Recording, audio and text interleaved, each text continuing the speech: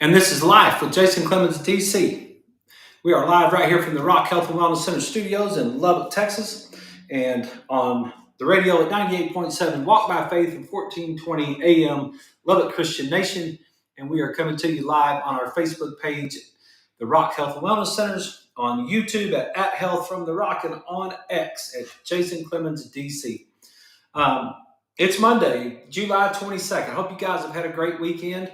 We had a very interesting weekend this weekend. We had our funeral for my brother-in-law, my chiropractic brother-in-law that really did change my life, had so much to do with my life. And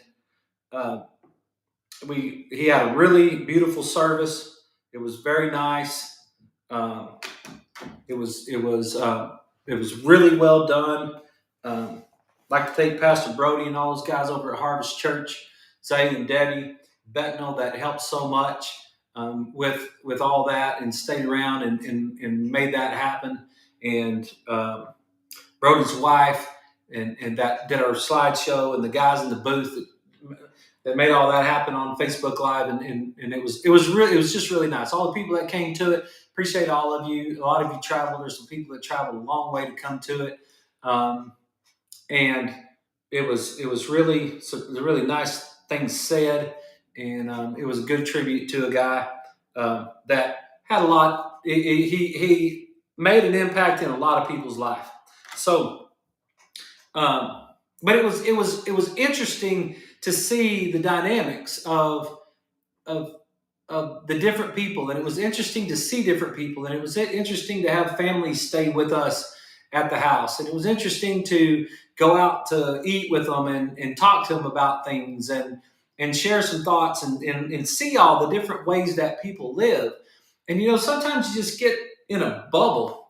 You get in a bubble and you talk about the same things over and over and over again, and then we go through seasons of life that are different. Everybody kind of has a different season of life, and I just happen to be in one now for the last 28 months that I hope is a permanent change in some of the ways that we look at nutrition. And that was an evolutionary period of time that took a long time. It took 24 years to get to that point. So 22 years, 21 years and something months after studying it, to finally get to the point to where it's like, okay, well, I'm not going to do it that way anymore. I'm not going to live that way anymore. I'm not going to eat sugar anymore. That's just, that right there is just a pretty simple thing. And it's not in any way some sort of arrogant thing. I hope I really make that clear to all of the listeners, all you guys that listen to the show, whether you listen to us on social media or you listen to us on the radio. I sure hope it doesn't come across as an arrogant thing. It's not an arrogant thing. And maybe I should wait 5 years and just let it roll itself through, and then before I talk about it anymore, I could do that. I saw a guy that supposedly didn't say any words for like 17 years this weekend. Saw a little piece on him. But there's some fundamental things that you can do to make your life healthier. There's some fundamental things that you could do to make your children's life healthier. And some of us, I should say, some of us, there's that little quadrant, and I don't know what it's called, but I've learned it I've listened to some high dollar people talk before, and some organized people, and they talked about the little quadrant thing, like whatever. You start off that you don't know that you don't know. Y'all know what I'm talking about that? Maybe you do. I'll see if I can ever get my whiteboard in the right spot right here. I'll see if I can write it down. But you don't know that you don't know. And then if I don't write this down, it's going to be butchered even worse than I'm probably going to butcher it. But number one is you don't know that you don't know.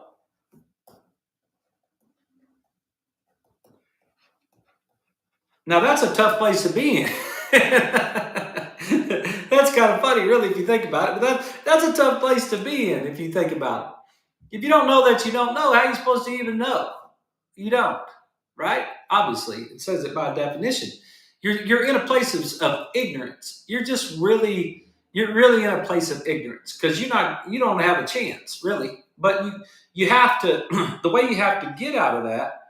What you have to do if you're interested in making your life better, you have to seek. That's the whole knock, and the door will be open, seek and ye shall find. You have to want to go get it. You have to want to improve your life. You're not going to see it. You're not even going to find out the things that you don't know until you go seek it. That's a biblical truth that applies every single day to our lives. It applies to every single human being that I know. It applies to me in so many different areas. It applies to Leslie. It applies to my kids. It applies to my parents, my mom. It applies to my friends and family. It applies to all my patients. If you want to be better, you got to work at being better. You got to go get it. You got to want it. You got to have some sort of desire to go get it. And there are things that you do not know right now that you do not even realize that you do not know because you're not seeking to go get it. And I was that guy for such a long period of time. I didn't even seek. I didn't seek to go get it, and I didn't even know that I didn't know. It's like you should have. You should have known. It would have been way easier if you did. Like you didn't even really. You didn't know that you were supposed to not eat sugar? Yeah, but I mean, I know. It's like, we'll just do it tomorrow. We'll just do it Monday. It's like, how many Mondays have we had, right? We've had a bunch of them. But then you move on. Then you start to seek. Then you say, okay, all right. I don't know anything about this, but I'm gonna start to learn. I'm gonna start to seek. I'm gonna start to work at it. I'm gonna have something that motivates me to work at it. And what I've always said is whatever causes you to seek, that is your why. And it's got to be big enough to make you want to go get it. Otherwise, you won't go get it. And then what you're going to find out is you're going to know that you don't know. So that's the second thing. Now you're going to know that it's like, oh, I see. I see that, like, this whole neurofeedback thing that we got in the office, this brain mapping and the neurofeedback thing, I had to go seek it.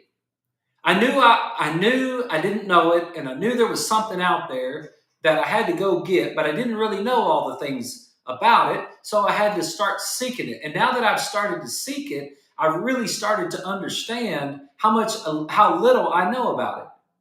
And so it's like, man, you got a lot to do. You got a lot of work to do in order to get yourself caught up on this. You got to learn some stuff. You're 53 years old. You got a doctorate. You've been studying hard for the last 24 years. And you went to college for 12 years. I went to college for 12 years. I have a bachelor's and a master's degree and a doctorate degree and a functional neurology certificate and an AMIT certificate. And I've really been studying. And I don't know jack squat about the stuff that I need to know about. That was the patient that told me, you don't know anything about arnica. It's like, and she said, there's a lot of stuff you don't know. And I'm like, you're right. There is. There's so much stuff that I don't know. A lot of it I didn't even know that I didn't know. But now that I've started to seek, now that I've started to really start to work on it, and I've started to seek it, then now I've started to realize some of these things that I don't know. Now I know it. Okay, look, dude, you need to understand exactly what this part of the brain does. You need to understand how this part of the brain and this part of the brain communicate better. You need to understand, what's the cerebellum got to do with this whole thing? How's your balance and coordination into this? What is firing into that deal right there? What's the neurotransmitter that does this, or the neurotransmitter that does that? What speeds it up and slows it down? What turns it off? What turns it on? What are those things? That's like I can't tell you. If you quiz me right now, I couldn't tell you the answer to it. But I know that I don't know it, and that's a better state. That's a better state because now I can keep going. This is where I got to study. This is where I really got to get to work. I got to read. I got to spend my time working on it right there. And then what happens is we will move into a state to where we don't know that we know. And that gets better. I mean, that now is like we're working on something, we're adjusting something, we're investing into something, we're really getting after it, and we're doing it right. We just don't quite realize yet that we're doing it right. We haven't gotten to that stage to where we really understand, oh, you know what? I do get this now. Like I do. And then that last, that's where you just have to have time. I think this right here, I think there's some time that's involved in that and some experience. Some time and experience when you don't know that you know. That's the part that just it takes some reps. You got to just run it. You just gotta go through it and you just got to run it. And you got to work out the kinks of it. You got to watch the challenges of it. You got to make your adjustments. You got to be able to do those things as you're going through that process. And then that last phase is where you know that you know. And I'll tell you that right there is maturity. I think that's maturity. I think that's that level of calm and peace. I think that's the place where the wise man can say some words, who can speak. You just know that you know. You've reached it. You've reached it. It's like, yeah, look, you don't have to, I don't have to defend it. I don't have to get defensive about it. I don't have to argue about it. It's like, nope.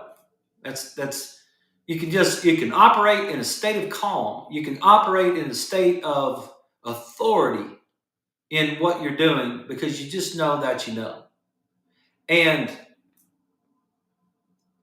it was really interesting this weekend just to kind of see a group of people that were at all those different levels. And each one of us are in a different level at a different place in our life. Some of us are at that, some of us are at that level in our spiritual life. Some of us are at that level in our financial life. Some of us are at that level in our physical fitness. I was having a conversation with one of our guys right before the show started, and super fit guy, fixing to be 78 years old, super fit guy. And he said that I said, do you have any advice for our people on the radio? Do you have anything that you would say to them if you had the opportunity to say something to the people on the radio? And he said, what I would say is, he said, I listen to people talk about exercise all the time and all the different kinds of exercise and all that sort of thing. And he said, what I would say to somebody is I would tell them to just do something that you that gets your body moving. That's what he said. He said, do something that you like that gets your body moving. And I was like, okay. And so I'm gonna tell him that. I'm gonna tell him that when we get to the radio. I'm gonna tell him that right there. It's like he knows what he knows. He's 78 years old. He's got probably less than 10% body fat. He's solid muscle. He does 260 sit-ups and 100 push-ups, and has that little roller with the wheel on it, does that ab work with the roller. I mean, he is super fit guy. Still does them. Still does them at 78 years old. Still does 260 sit-ups and 100 push-ups, he tells me. And I don't know if that's every day or every other day because he does a workout routine in between that, or maybe that's his warm-up, or I haven't quite got it mapped out exactly how he does it. But and, and, and he was talking to me, and he said, it's about diet and fit and exercise. It's like, it's not that complicated.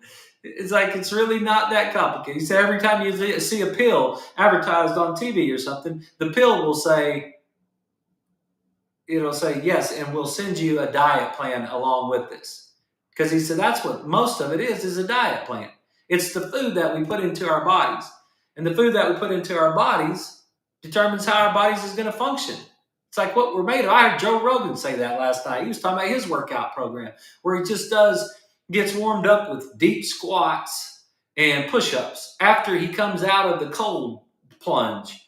So he does a cold plunge and then he goes, and he was getting into that cold plunge, and he was saying, our bodies are made up of the fuel that we put in them, the things that we eat. That's what our skin's made out of.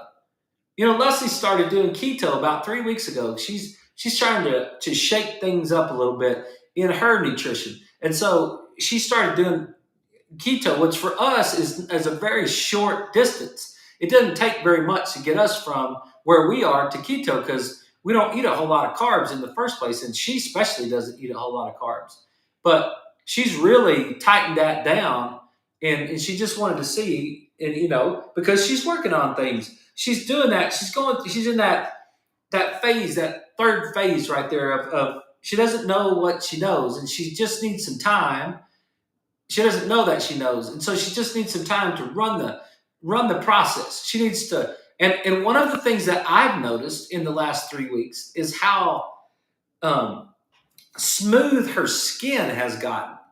And she's always had just really, really nice skin. She's always had really soft skin. My mom's made that comment. It's like we've always thought, your skin is just so beautiful. But in the last 3 days, the last 3 weeks, I have noticed even another level of her skin. She feels good and she feels fine, and she's kind of had a few. She's had a few.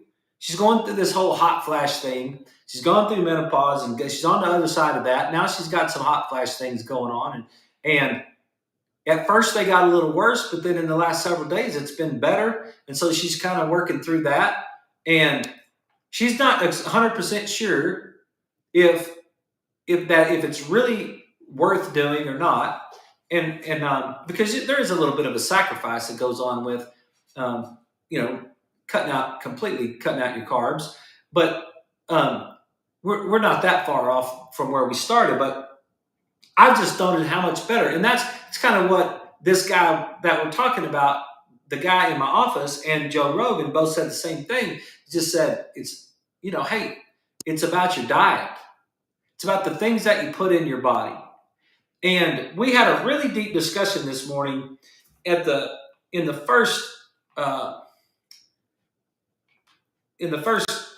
second workout class, because one of my ladies that works out in the class, her brother's having some health problems, and she's really worried about him, and I don't blame her. And she's wanting to know what I can do with her. And I told her, I said, look, we've discussed this before, but I just think it's cool to hear it again if you hadn't heard it. But how? And we'll get into some stuff on the other side of the break, but you can get yourself to a point where your brain doesn't work and your body still works. Because a lot of you have seen people whose body just gave up on them, but their brain was fine. Maybe your grandma, she couldn't walk to the door, but she was pretty sharp. That's the way Leslie's grandmother was. She was 97 years old. She was really sharp. Her body wouldn't work very good.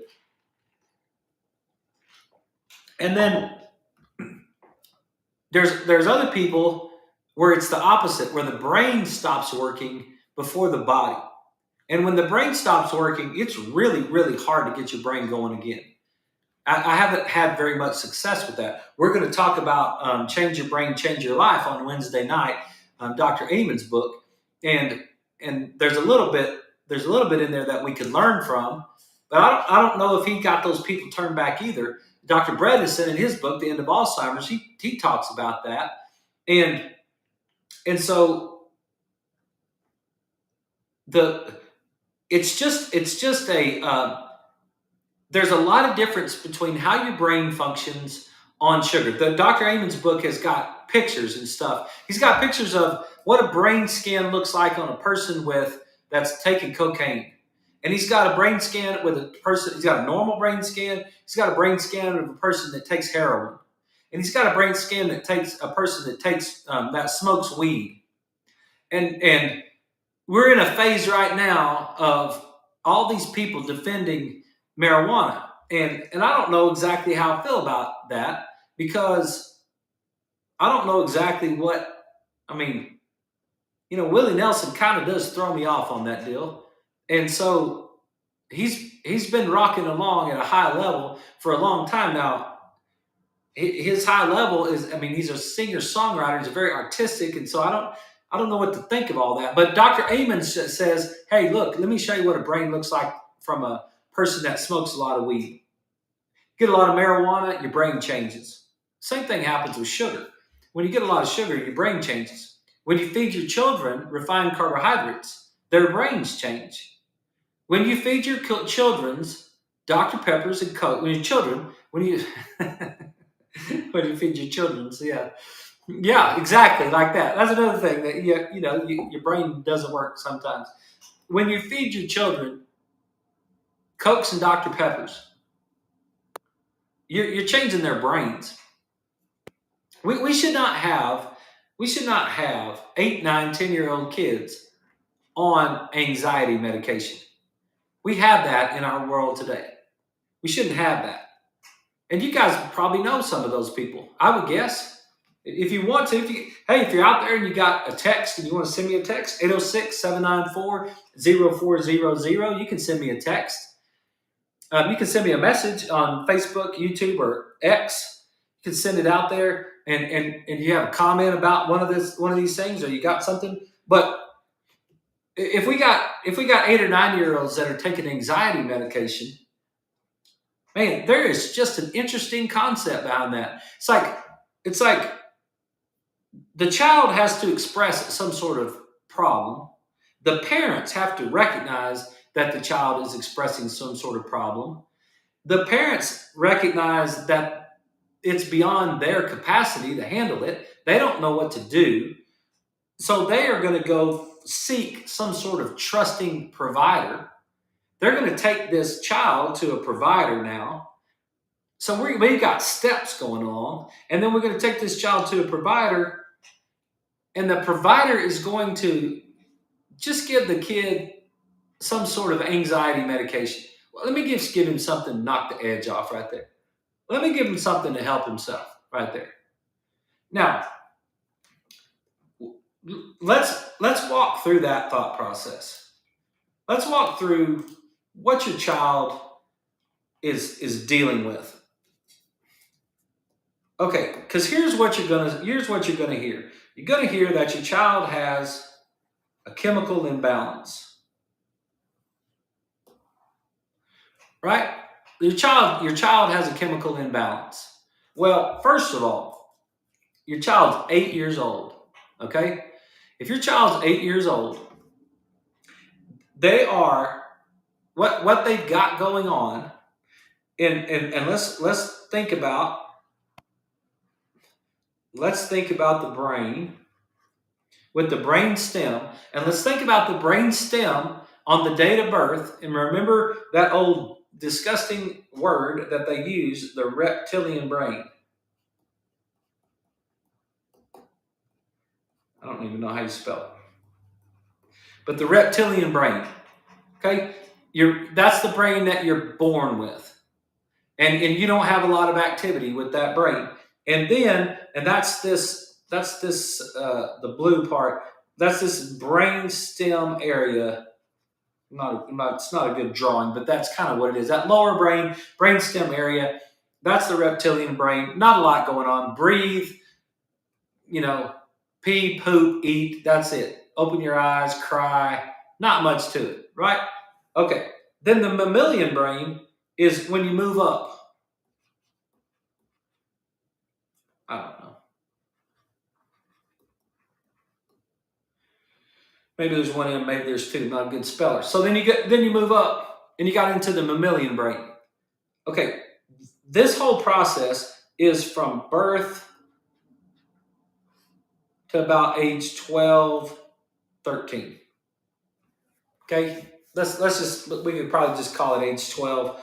And we're fixing to come up against a break. When we get back from the break, I'll break the rest of this down. We'll talk about this. We'll talk about why 8-year-olds shouldn't be on anxiety medication and why the providers ought to do a better job helping them. We'll be right back.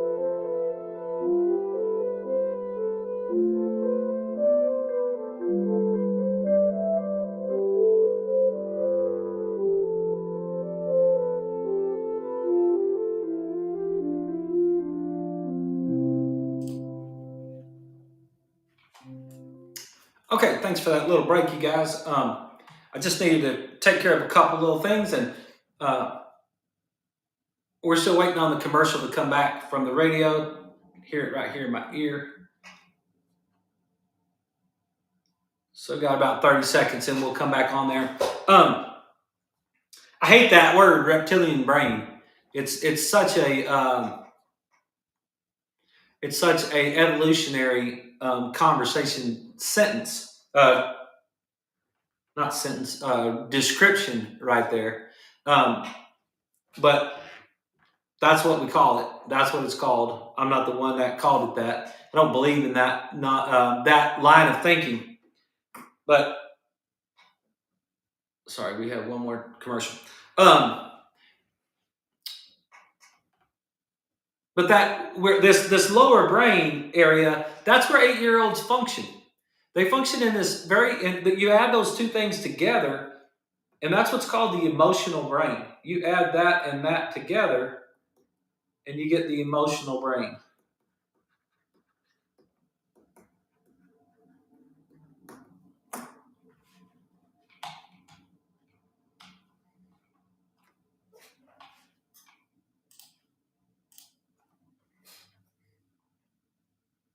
Hey everybody, we're back. This is Life with Jason Clemmons, DC. Just talking about some fundamentals tonight, really. And we're sharing some ideas. I think that if you're seeking right now, it might be helpful because you might it's like you might understand this if you're seeking. If you're trying to help your child, you're trying to help your grandchild, you're trying to understand better how the brain works. You're trying to understand how you function. Any of those things can happen. Is this? I mean, the reason I'm talking about it is because it was in my office today. It was actually in my office today. And if we were to walk through this thing and we were to say to ourselves, okay, what is how does an 8-year-old get to anxiety meds? Because the thing that I've been told my entire life, I've always heard the sales pitch. And this is completely a sales pitch. And I hope you understand it. I watched a movie 2 weekends ago. I had a little downtime on Sunday, and I just chilled out. And I watched a movie, and it was Emma, what was that? Hang on, I'll tell you what it was called. Um, Let me find my Netflix right here, and I thought I had seen it before, and but I mean I'd seen of it. See if I could see what I watched.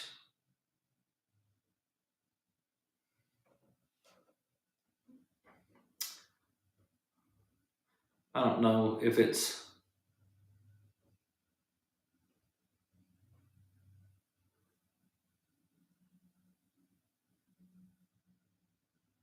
Oh man, I can't. It's not. It's not here right now. But it was about the. It was about a drug company. About a girl. It was about a girl in a drug company, and I don't know where my history is. Anyway, doesn't matter. I can't find it right here on my phone. What it is that I watched, but it was about a drug rep. Like it was about this guy, this medical doctor that, and it was about some uh, quick acting nose spray fentanyl for pain, and how they got all these people hooked on fentanyl, and how much money they made. And it's like, look, we got an 8-year old on anxiety meds. Don't tell me that there's not some sort of sales pitch going on. And the sales pitch for what we've learned for our entire lives is that there's a chemical imbalance. That's what the sales pitch is. The sales pitch is that there's a chemical imbalance that caused the anxiety. And I'm going to say to you, it's the other way around. I don't buy that idea that it's a chemical imbalance that caused the anxiety. I think it's the other way around. I think it's the brain firing pattern that cause the chemicals to be different. Not chemical imbalance is such a it's not fair. It's not fair and it's not right. And it's not right to tell you that have an 8 or 10-year-old kid that the reason your kid is having anxiety is because they have a chemical imbalance. Okay, that's not real. That it's like I told him, I said, look, we can change the chemistry in our mouth if we all think about a lemon. And I know that you guys that listened to the show since September, you've heard me say this. And you guys know that. Just start thinking about a lemon. Thinking about a big, bright, yellow, juicy lemon. Just start thinking about it. Think about it right now, wherever you are. Think about a lemon. Big, fresh, beautiful, juicy lemon. Okay? Think about being inside your kitchen, maybe your grandma's kitchen, because you need a window right there in front of the sink. And you're standing in front of the sink, and the sun is shining into the window, and it's hitting that lemon, and that lemon is bright yellow, and that dude is big and juicy. And I want you to open the drawer and take out a knife, and I want you to take a knife, and I want you to cut that lemon in half. And just imagine that you cut that lemon in half, and then cut that lemon into a fourth. And just imagine that. Just think about that. You got a quarter of a lemon right now in your hand. And I just want to just really think about, look down at it, think about it. Now, I want you to take that lemon and just smell it just for a second. And then I want you to bite down on that lemon, hard as you can. Just bite down on that lemon. Now, okay, let me ask you a question. How many people's mouth is watering right now? Mine is. I would guess yours is. If yours isn't, maybe you weren't really into the lemon thing, right? But my point of that is I can change the chemistry in my mouth by changing the thoughts in my head. And Dr. Amen says the same thing in his book. Dr. Amen says every single thought you have has a reaction. Every single thought you have has a sympathetic and parasympathetic reaction. It's just like when you do heart rate variability studies, and we talked about a couple of weeks ago, and you realize that in a heart rate variability study, you've got different brain activity with every breath. When you breathe in and you breathe out, you change autonomic nervous system function. Well, the same thing happens with a thought. The same thing happens with the thought. The thought changes the chemistry.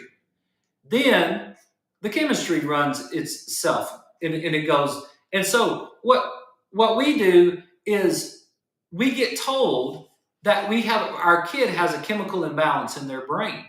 Now, who told us that? Who told us that?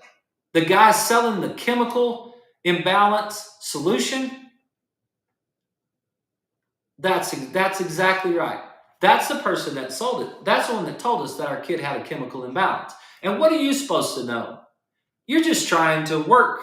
You're just trying to teach school, run a bank, run a grocery store, you know, be a fireman, be a police officer, whatever it is that you do. You're just trying to live your life. You didn't study all this stuff. You just heard it. You heard it because when you were a kid, they said somebody else had a chemical imbalance.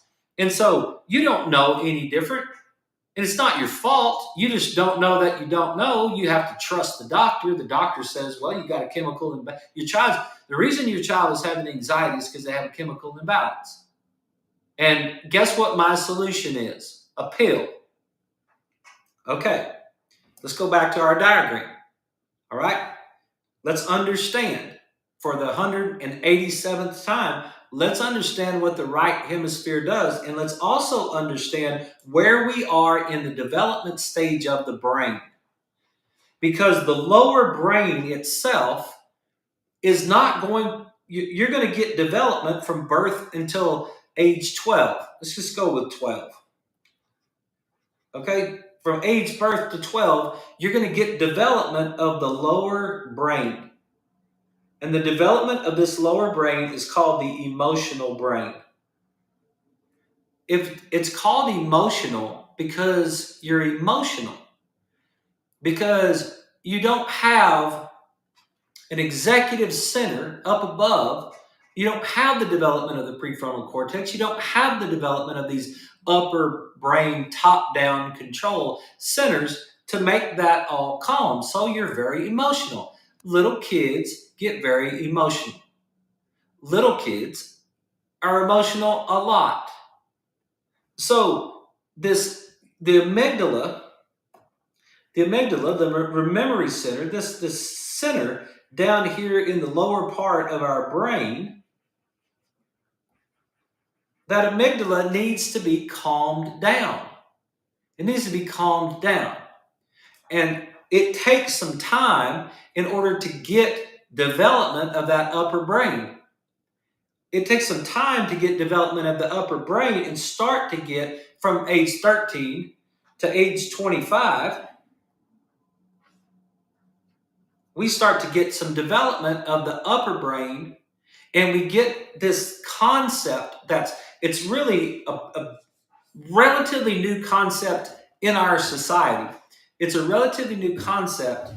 It's not a new thing. It's just a new conversation piece because we haven't really had we haven't had Instagram for a long time or YouTube or all this sort of thing. But the idea of top-down control.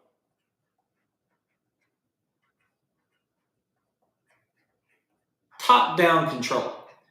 We need this top-down control means we have the capacity of the upper brain to send a signal down to this amygdala to turn this amygdala off.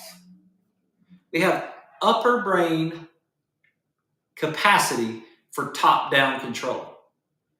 You know what's so awesome about my job? Is the first day of chiropractic, when I went to work for Rick in March of 2000, I heard this concept that was called above, down, inside out. ADIO, above, down, inside out. I heard that concept 24 years ago in March. So a little over 24 years and 3-4 months, whatever it's been. Above, down, inside out. We work from above down and from inside out. That's the way we work. That's the way we heal. That's the way we function. Now, I know that the brain is an input system, so I've had challenges a little bit from that about how that whole thing works. But once we get that input into the brain, we need that upper brain activation to put that lower brain into a state of calm. We need the mature, calm person to calm all that down. What do our politicians do? Did y'all watch any of that nonsense this weekend? Right? Okay. We got Trump in going in the Republican National Convention, and we got all this stuff, and then we got our president saying he's not capable of running for a term again, so he needs to step aside. And it's like, we all knew that. Everybody, it's not a surprise to anybody. The whole world knew that. So, but then all of a sudden we got this. We got all these people talking about this and that. What are they trying to do to you? What are the news media trying to do? What are the Democrats trying to do? What are the Republicans trying to do? What are all the people on Twitter? You know how you get likes on Twitter?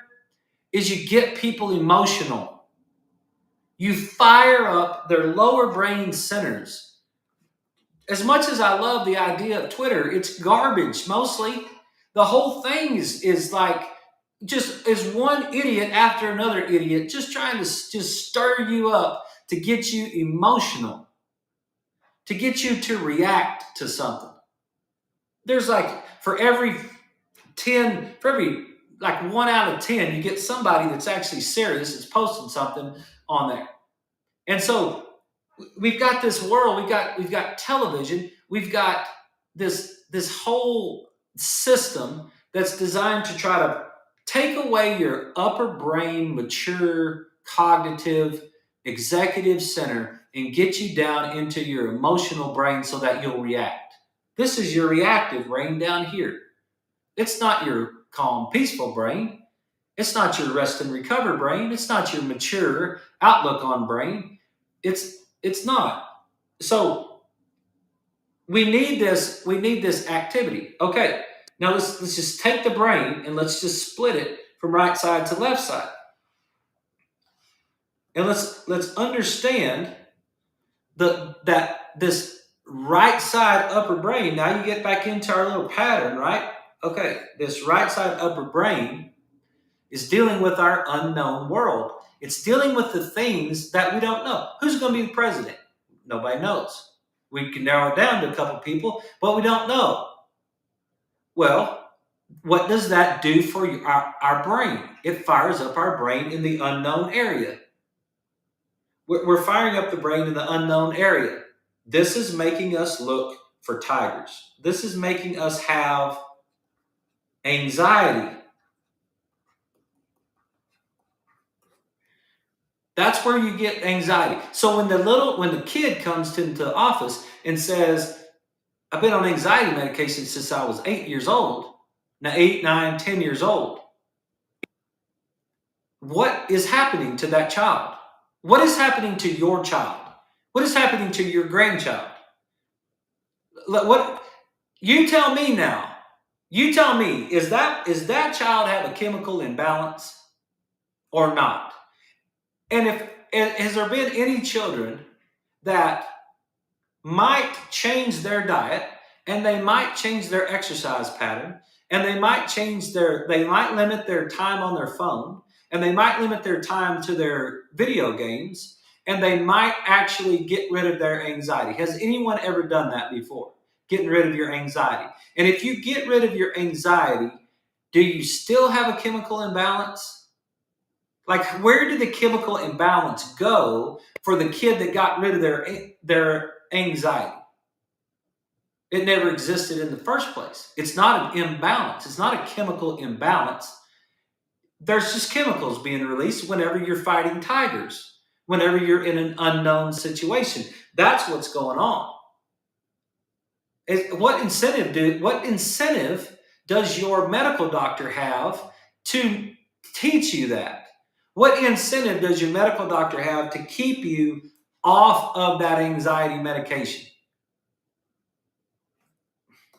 What dollar amount incentive does your medical doctor have to keep you off that medication? None. Zero. How much money do I make if you take anxiety medication? You know how much money I make? Zero. You think I'm going to get up every morning and really drive and really drive and really drive and really drive and knowing that I'm not going to make a dollar today, I'm not going to make any money today. So I don't know how I'm going to pay my light bill. I don't know how we're going to eat. I don't know how. I got to make enough money to live, right? Well, I make my money in wellness. What do I have to do for this kid? How do I get paid? How do I get paid for this kid that's on anxiety medication? Get him well, right? I get him well. So when you go back to that, I don't know that I don't know, and you start to seek, because I go to work in March of 2000 for the first time after 12 years of getting adjusted. My brother-in-law teaches me what a subluxation was. Subluxation is interference in this pathway pattern that's right here. That's what a subluxation is. A subluxation is overactivity of the right hemisphere of the brain. Well, if overactivity of the right hemisphere of the brain is causing this child to have anxiety, why? Well, because they just got bad genetics. How did he get a chemical imbalance? Where did that come from? Just bad genetics? Just unfortunate? You're just unfortunate. No, that's not true. Kid's not unfortunate. The kid's just not in an environment that's congruent with health. So if I don't know, if my first question is, what is causing the anxiety? If my job is to remove this faulty pattern that's firing, I have to seek the answer. If all I have to do is write a prescription for a drug, I don't have to try very hard. And I'm not going to try very hard. And I'm not going to waste my time with some idiot that wants to try very hard. I'm not going to talk to some wellness chiropractor about wellness. Are you kidding me, man? I could sign 15 scripts today and go play golf this afternoon. I'm not going to sit around and talk to you about your stupid thing, because you know what? Most people don't care anyway. Why am I going to waste my time with those people? They don't care. Well, you know what I think? I think those parents care. And I think that someone ought to help that 10-year-old kid. Someone ought to help that kid say, look, dude, you're not broken. You don't have a chemical imbalance because you're broken. You have a chemical imbalance because you have an overactive right hemisphere firing pattern. Because I had to go seek it. I had to go study it. I had to go figure out what was going on with it so that I could help your child. And so did MJ in Roswell and Katy. And so did Joe in Ruidoso. And so did John in South Florida. And so did these other guys, Tracy and John and all these guys here in Lubbock that have to do that. They did the same thing. They have to go figure out because they don't have that medication in their pocket to just give you and then go play golf. So let's get back to it. The right hemisphere, the right upper hemisphere starts to develop as we move our feet, as we get ourselves going, as we develop with our eyes up, as we get our eyes over the horizon.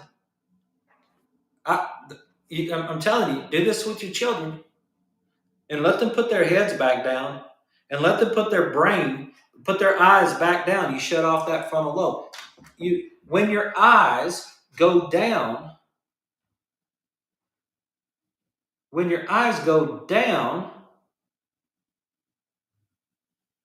and look down and in, you turn off the pattern that's going up.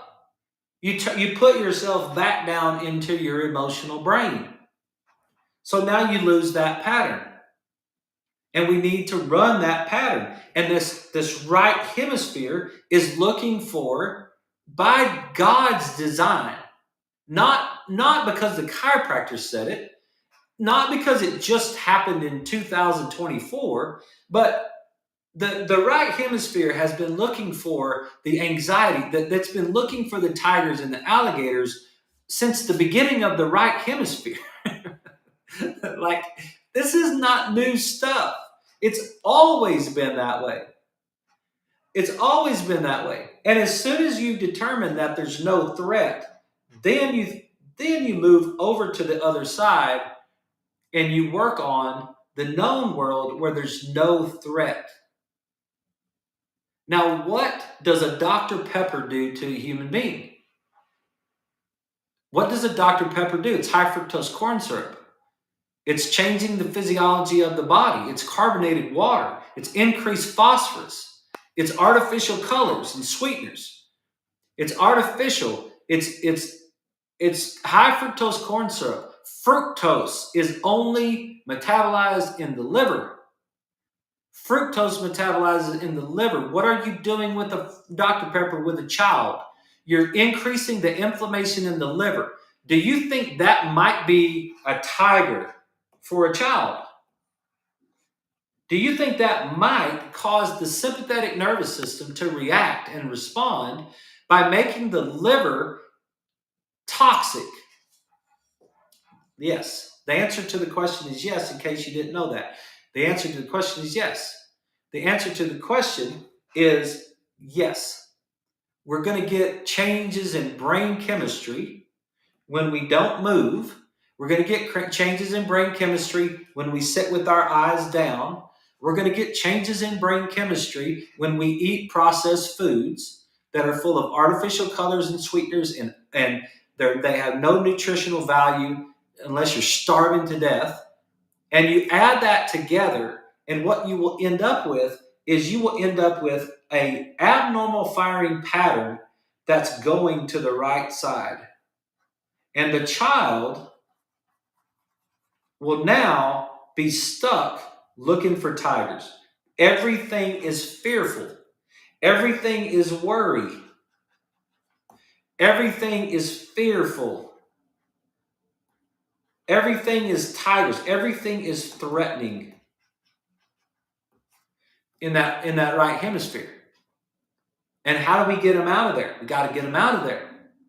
So if your child's dealing with it, if your child's dealing with anxiety, it's not because of the lack of anxiety medication in their bloodstream. Because if this pattern is in fact firing and they're stuck in their right hemisphere, and then you give them a medication as if that's a thing. See, one of the things that blew me away this weekend was the idea that all the other people I was with believed in the idea of anxiety and depression and ADHD. Well, the little kid's got ADHD. Where does focused attention come from? You guys know the answer. Focused attention. Focused attention happens in the left hemisphere. You're not getting this. You're stuck in your right hemisphere. How are you going to focus? You're going to have what is the lack of focused attention? It's attention deficit. There's your ADD over here. So now we're going to tell me that, well, that child has ADD. Well, that child is ADD. That child doesn't have ADD. That child is expressing ADD because of the neurological firing pattern that child is dealing with, not because that child is broken. The pharmaceutical industry wants you to think that child is broken. The rest of us don't. Hey, we've run out of time. We ran out of time. We didn't even get to all the stuff I wanted to get to today, but we'll save it for tomorrow. And then Wednesday night, we're going to do Dr. Amen's book, Change Your Brain, Change Your Life. If you got any questions, comments, send them to us, 806-794-0400, or you can send us a message on any of our social media. I really will appreciate that. Otherwise, you guys have a great evening, and we will see you guys again tomorrow night. Take care. Thank you for watching the show. I really do appreciate it.